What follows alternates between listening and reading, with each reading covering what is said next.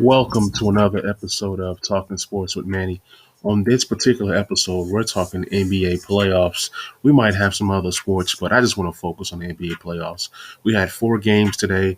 All 4 games were somewhat exciting, even when they were blowouts. So I hope you guys enjoy this episode. So, guys, let's kick it off with the first game of the day. This game was between the Brooklyn Nets and the Toronto Raptors. So the Raptors won this game 117-92. The Raptors looked really, really good. The game was more competitive than what the score says. Siakam led the team in scoring with 26 points. He had 8 rebounds and 5 assists, followed by Fred VanVleet. VanVleet has just been tearing it up in the bubble. This guy had 6 threes. He shot 60% from 3. He was 8 for 13 overall, had 5 rebounds, 5 steals. He's a tough guard, a guard that can score, and a guard that can play some defense. The next guy for the Toronto Raptors was Serge Ibaka. He came off the bench and gave them 23 minutes, 20 points, 13 rebounds, was 3 for 3 from 3, 2 assists. Very solid game. And then, of course, Norman Powell had a good 11 points, 4 for 8 from the field. So the Toronto Raptors shot 50% from the field. Lowry also pitched in with 11 points, 10 rebounds, and 7 assists. He almost had a triple-double. Marc Gasol has not really found his touch during this tournament. And Anunoby had a decent game, 8 points. But the Raptors shot pretty good. 50% is going to win you the game every single time. They shot 47% from 3. They made 18 threes in this game, 56 rebounds as a team, and then they passed the ball pretty well. Let's look at the Nets. The Nets are led by Karis LeVert. He didn't have a good game. He had 15 points. For the Nets to have success, to even win a game in this series, they need Karis LeVert to average anywhere between 25 to 35 points. Also, Tyler Johnson had a cool 23 points. He was a surprise for me for the Nets. The Nets are just so undermanned and undersized, so it's kind of hard to find guys that are going to come in and score for you. Luau Cabarrot had 10 points. He shot a lot of threes. He didn't make a lot. He was 2 for 11. Prior to this game, he's been shooting the ball very well. Tyler Johnson, I guess the only thing you can take away from this game is that Tyler Johnson went 5 for 9 from 3, and that's something that they can build on moving on to the next game. Temple had 1 for 9 shooting, 5 points. Jared Allen, 4 points, but he did have 17 big rebounds. So, I mean, they literally just play one big man and then a whole bunch of guards. So, moving forward, the Nets will just have to just put together one of those out-of-body games to where they're making a lot of threes. Them losing Joe Harris really, really hurts their chances. But one thing I can say about the Nets is that they play hard. They play tough. So we'll see what happens. We'll see what happens next game. I don't think that the Nets get blown out. I think that the Nets pull out a win. They just play so hard to not win a game. So I will see what happens. But the world defending champions look great. It seems like those guys are not missing threes at all, and they're getting great bench play. I've always said the Toronto Raptors are the best team in the East, and they have up to 7 guys that can give you 20 points at any given moment.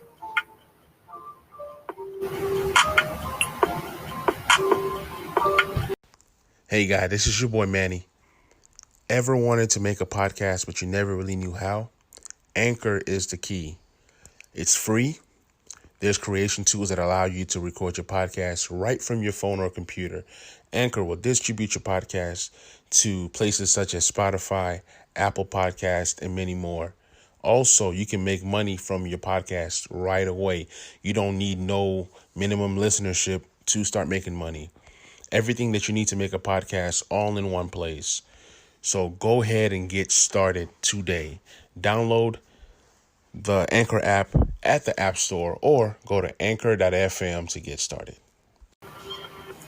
So, guys, the next game of the day was the Utah Jazz versus the Denver Nuggets. So, for me, honestly, I was thinking that the Denver Nuggets were a great team. They're still a great team. I thought that the Denver Nuggets could give the Lakers and possibly the Clippers a match if they were able to meet in the second round. But from what I'm seeing, I didn't give a lot of respect to Utah because, for one, they were already undermanned by losing Bogey this season, and Bogey is one of their best scorers this year. So, I didn't really give Utah a lot of credit. And then Mike Conley's play over the years and even this season, it wasn't necessarily great. So I didn't give them much respect. So what ended up happening was the Utah Jazz beat the Denver Nuggets 124 to 87. It was crazy, man. I did not see this coming. When you have a guy like Jokic, Jokic and Murray, you'll think that those guys would, come up big and lead this team. They did lead the team in scoring, but it's not what you guys would have expected. Nikolai Jokic had 15 points, 5 rebounds, and 6 assists. That's not a Nikolai Jokic type game. A Nikolai Jokic type game is 20 points, 10 to 15 rebounds, and about 7 to 9 assists. He didn't have any of that. He played 32 minutes. He might have seemed very timid. Jamal Murray, man, he didn't look good.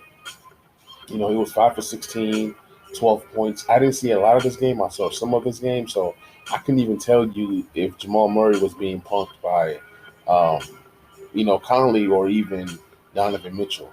Then you go to the bench for the Denver Nuggets. Nobody else on this bench really, stepped up. Bobo came in the game, played 9 minutes and had 11 points. That's something to build upon, even though it was in garbage time. I believe that Bobo might be a better fit in the lineup instead of Craig.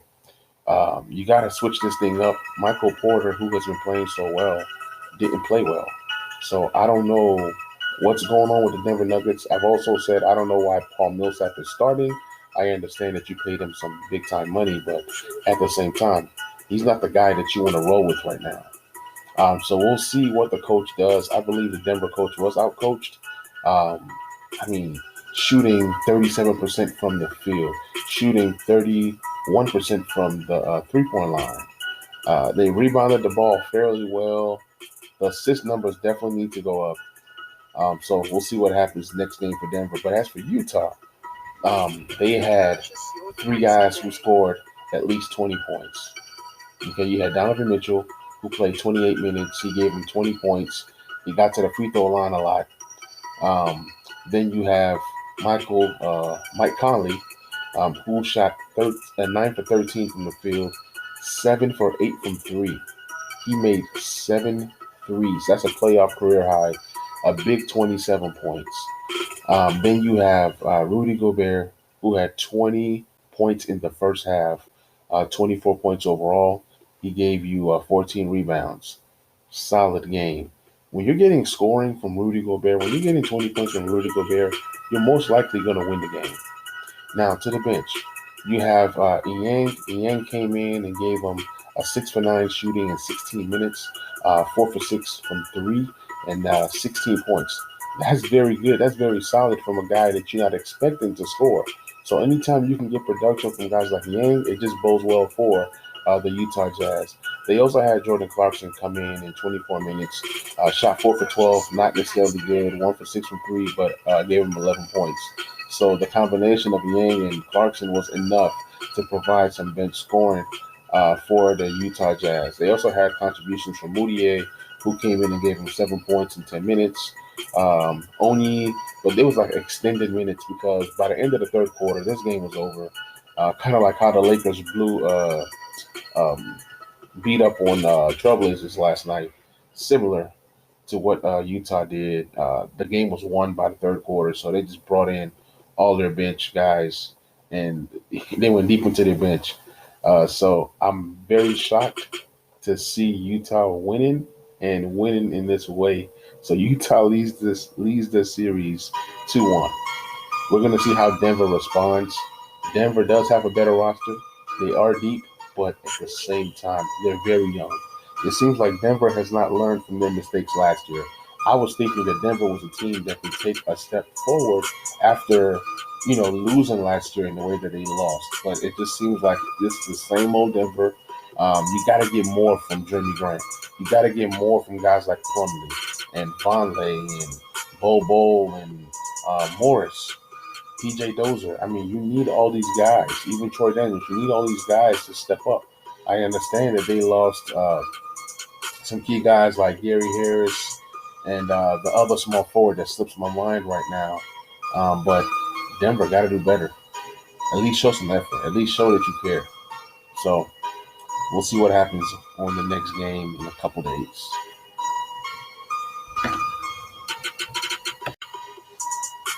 So, guys, moving on to the next game of the day, we have the Boston Celtics versus the Philadelphia 76ers. The Celtics were able to win this game 102-94. The game was fairly close. Philly really fought. They gave it all they got, all they had. And, they fell short. They fell short. Now Boston leads this series 3-0. Let's take a deeper look and a deeper dive at this game. You had Jason Tatum, who played 32 minutes. He scored 15 points. Then you had Kemba Walker, who played 35 minutes, 24 big points, 8 rebounds, and 4 assists. He shot 40% from three, so that's pretty good. Then you have Marcus Smart, who's now starting in place of Gordon Hayward. So Marcus Smart had 14 points, 8 rebounds. Play some solid defense as always. Then you have Jaylen Brown, who had 21 points. Didn't shoot the ball necessarily well, but he was able to score 21 big ones. So in a night where Jason Tatum struggled from the field, shooting 6 for 19, he had help from Kemba Walker, Marcus Smart, and Jaylen Brown. See, I worry about the Boston Celtics because I think that they're thin. Outside of Tatum, Walker, Smart, and Jaylen Brown, like, who else do you have? Now, you go to the bench, you have guys like Ojeleye, who played 12 minutes, 0 points. You have Grant Williams, undersized power forward, who had 11 minutes, 7 points. Enes Kanter, 6 points. Wanamaker, 5 points. Romeo Langford, 2 points. And then the other 3 guys on the bench is Taco Fall, Reggie Williams III, and Casey Edwards. So the bench for the Celtics, it does not look good. I understand they lost Gordon Hayward, but they don't have a lot of depth. Just imagine if they won by 8 points. If Marcus Smart does not score 14, the game would have been closer. If Marcus Smart does not score 14, the Celtics lose this game. So moving forward, man, they're gonna need guys to step up. Some of these young guys, some of these rookies that they have on the bench, they're gonna have to step up because I think Langford is a rookie. Grant is a rookie. Taco Fall, Edwards is a rookie. And then you got guys like Reggie Williams and Wanamaker, who are, like, I think, second-year players. So, and even Ojeleye is a second or third-year player. So the bench is very, very young. Even the starters are very, very young. Tatum and Brown being in their third and fourth years. I don't know, man. I don't know about the Celtics, but hey, they got enough to take care of the shorthanded 76ers. So let's look at the 76ers, man. Embiid had 30 points. There was a time when Embiid was just dominating in the first half, and I thought, you know what? They might have a chance to win this game. They did have a chance, but they fell short. Embiid led the team with 30 points and 13 rebounds. Shot 40% from three, 2 for 5. Tobias Harris, who I still believe is overpaid. He shot 6 for 19 from the field. That cannot happen. 0 for 5 from 3. 15 points, 15 rebounds. Solid contributions, but it's not enough. I need Tobias Harris to be in that 20-point category. Then you got Al Horford, 6 points, another guy who's overpaid, but he did have 10 rebounds. So it just seems like this team does not fit. Al Horford and Embiid, Tobias Harris, the three don't mix, okay? Then you got Josh Richardson, who tries to play point guard between him and Shake Milton. It's just not enough. But both guys played well. Josh Richardson and Shake Milton both had 17 points. They both hit three threes each, but shot terrible shooting. I mean, they both shot 17 and 18 shots. So, I mean, not very efficient. You know what I'm saying? One shot per point kind of thing. And then on the bench, they had Alec Burks. He was the only guy they had there. Mike Scott, 0 points. Thibault, 0 points. Great defender. Korkmaz, who's supposed to be a shooter, shot 0 for 4 and 0 for 3 from 3. So, yeah, I think the series is over. I just don't see the Sixers winning the game. I've seen no fire in them in the games that they did play. So, I believe that series is over.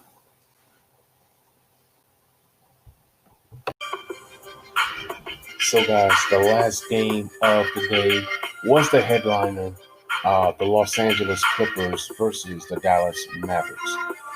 This game, the Clippers won 130 to 122. Yes, a very high scoring game, and the game was close the entire way. The Mavericks fought and fought and fought, but they fell short.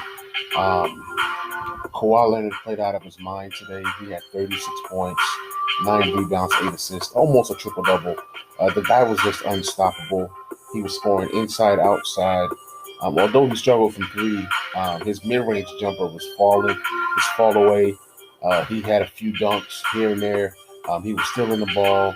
He was just all around affecting the game from different aspects. So another guy that plays really, really good for the Clippers was Marcus Morris. Marcus Morris has found a way to get people fouled out.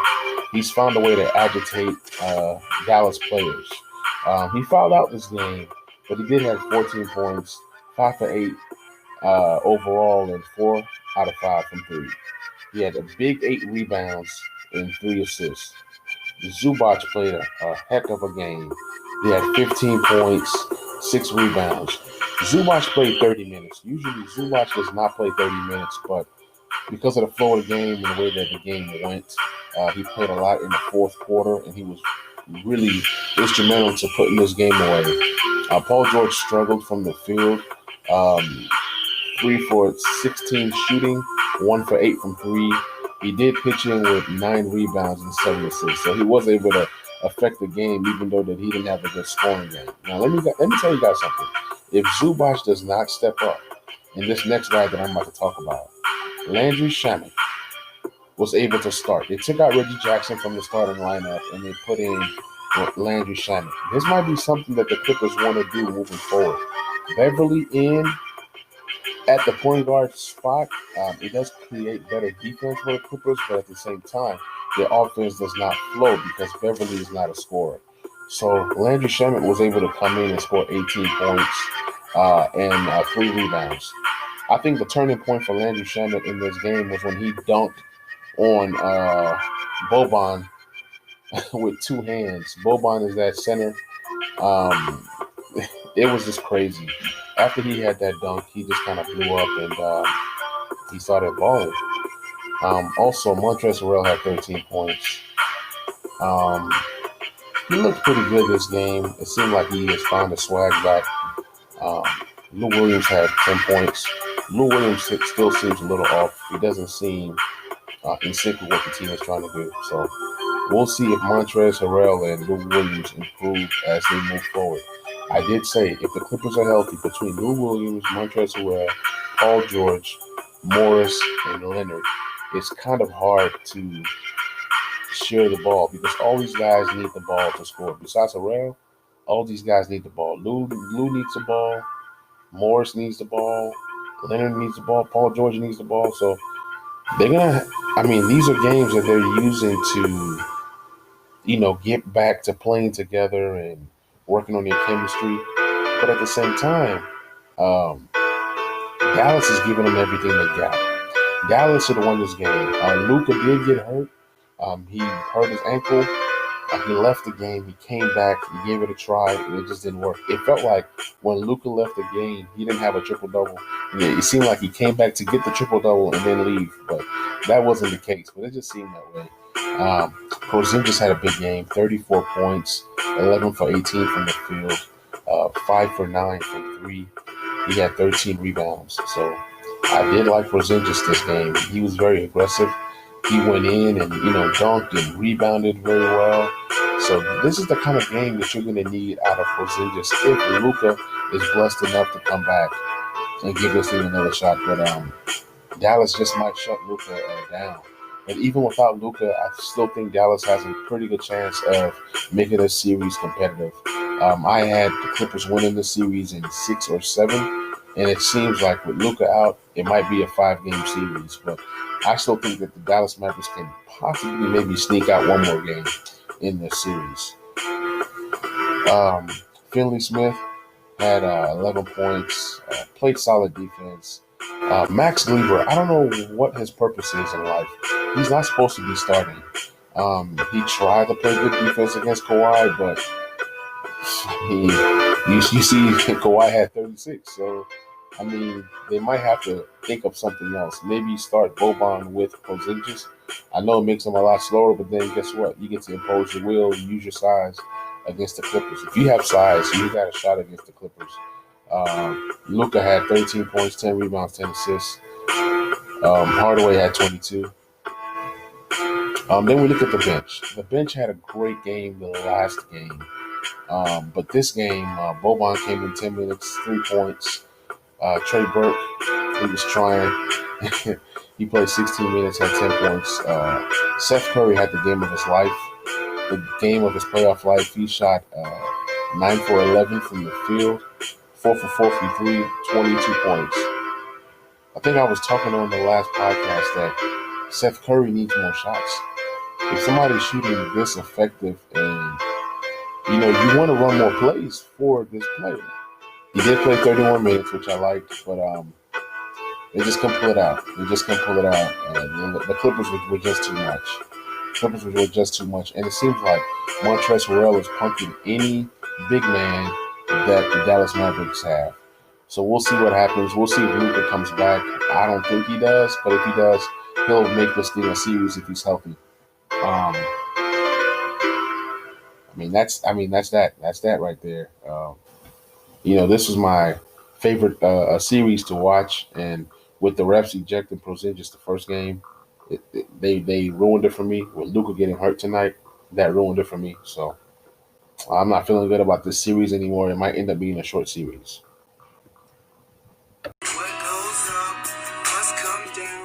So guys, thank you so much for tuning in into another episode. I appreciate the love that you guys are giving me out there on all the social media platforms. Be sure to share this podcast with one other person. Please leave me a review on Apple Podcasts or whatever platform that you do use. Subscribe, share, follow me on Twitter at TS with Manny, Instagram, TS with Manny, on Facebook, Talking Sports with Manny. Thank you guys so much. And if you guys have any comments, be sure to hashtag TSWM, Talking Sports with Manny 2020. Thank you guys so much. Love y'all. Y'all be safe out there. There's a lot going on. Just please be safe out there. Love you guys.